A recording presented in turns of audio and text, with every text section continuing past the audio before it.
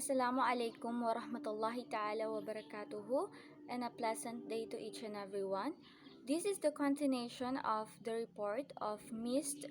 Biwang, the 1987 Constitution of Biak-na-Bato. The Constitution of Biak-na-Bato was the provisionary constitution of the Philippine Republic during the Philippine Revolution and was promulgated by the Philippine Revolutionary Government on November 1, 1897. So this constitution, which is the Constitution of Biak-na-Bato, was the provisionary constitution of the Philippines during the Philippine Revolution. So ito ay nilagdaan ng Revolutionary Government noong November 1, 1897. Emilio Aguinaldo established his headquarters in Biak-na-Bato in Bulacan Province. The news immediately spread through the country, and the revolutionaries were once more in high spirit. So one of the general, which is General Elalnera, who was in Nueva Ecija, declared his support for Aguinaldo's in July 1897. The Constitution, borrowed from Cuba, was written by Isabella Artacho and Felix Ferrer in Spanish and later on translated into Filipino. So originally, the concept of this constitution, which is the Constitution of Biak-na-Bato, was borrowed into a Spanish writer, which is Isabella Artacho and Felix Ferrer. So it was originally written in Spanish, but later on, it was being borrowed by the Filipino people and it was translated into Filipino. The organ of the government under the constitutions were the Supreme Council. The Supreme Council, which was vested with the power of the Republic, headed by the President and the 4 department secretaries, the inferior Foreign Affairs, Treasury, and War. So in this Supreme Council, meron silang 5-member, which is consist of the President, Vice President, Secretary, Treasurer, and the Representative. So who are they? So we are going to define them. They are the leaders: Emilio Aguinaldo, the President; Mariano Trias, the Vice President; Antonio Montenegro, the Secretary; Baldomero Aguinaldo, the Treasurer; and Emilio Rego de Dios, the Representative.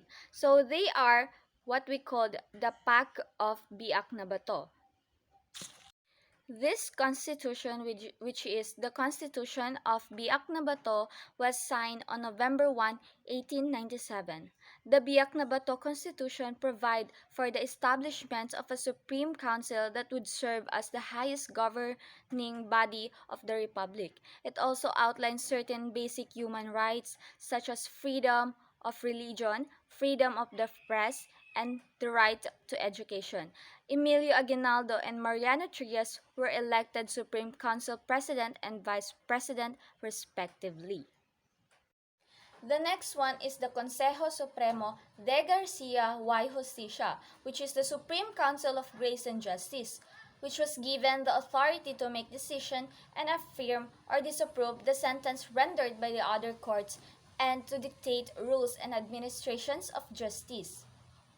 Etong Supreme de Garcia y Justicia, nag-focuses naman sila sa pagbibigay ng tamang hustisya, pagbigay ng tamang desisyon, at pagbibigay kabuluanan sa mga ibang hukom na nagbibigay ng maling statement or maling hatol sa isang tao. Sila naman ito yung nagfo-focus doon sa pagbibigay ng tamang hatol sa isang tao at pagbibigay ng tamang hustisya. So, ito yung pangalawa na Supreme Council na nagawa noong Revolutionary, which is sa Constitution of Biak-na-Bato.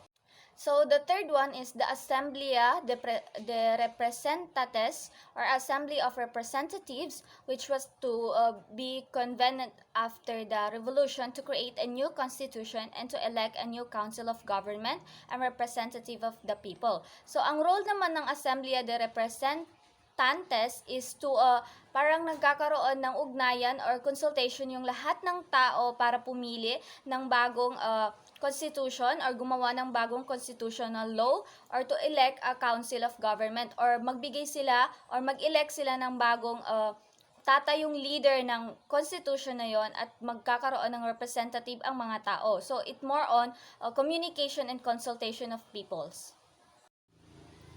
The Constitution of Biak-na-Bato was never fully implemented since the truce, the Pact of Biak-na-Bato was signed between the Spanish and the Philippine Revolutionary Army. So since etong Constitution of Biak-na-Bato, hindi siya truly na na-implement sa buong Pilipinas, as this Constitution was being signed only by the Pact of Biak-na-Bato, which is ruled by Emilio Aguinaldo and his colleagues. Hindi masyado siyang na-implement kasi nagkaroon pa din ng conflict between the Spanish and the Philippine Revolutionary Army. The Biak-na-Bato Pact failed. The Filipinos and the Spaniard did not trust each other. So nagkaroon pa din ng conflict ang Filipino and the Spaniard as if they did not fully trusted each other. As a result, periodic clashes between the two groups still took places even after Aguinaldo's departure from the country. So nagpatuloy pa din yung pakikipaglaban ng mga Filipino at ng Spaniard even though after that Aguinaldo depart from the country. The Spaniard did not pay the entire agreed amount continue to the Spanish-American War. So, meron na ipasok dito sa constitution na to is the rule, 'di ba? May rule tayo doon na sinusunod yung Spanish as if nang umalis na si Aguinaldo sa country, when he departed in the country, bumalik ulit sa dating gawi ang mga Spaniard, which is they continue killing Filipino people, and then yung napagkasunduan na amount na dapat nilang bayadan sa Philippines is hindi na nila sinunod, and nagpatuloy yung war between the Filipino and Spanish people. Let's proceed in the primary source, Preamble of the Biak-na-Bato Constitution. The separation of the Philippines from the Spanish monarchy and their formation into an independent state with its own government called the Philippine Republic has been the answer by the revolution in the existing war began on 24th of August 1896. So, the separation. So, nakaisip ng paraan ng mga Filipino na humiwalay sa pamumuno ng Spanish monarchy, which is nagkaroon sila ng independent state with its own government. Nakabuo sila ng independent state na kanilang own government mismo na tinatawag natin Philippine Republic. And it has been the sought by the revolution in the existing war began on 24th of August 1896. So, at the end of that year is nakuha pa din nila yung kagustuhan nila na humiwalay sa Spanish monarchy at magkaroon sila ng independent state, and yun yung pinapangarap ng mga Filipino at that moment is makabuo sila ng sarili nilang government, which is nangyari naman, natupad naman, which is yun yung tinatawag natin Philippine Republic. So that's all. Thank you.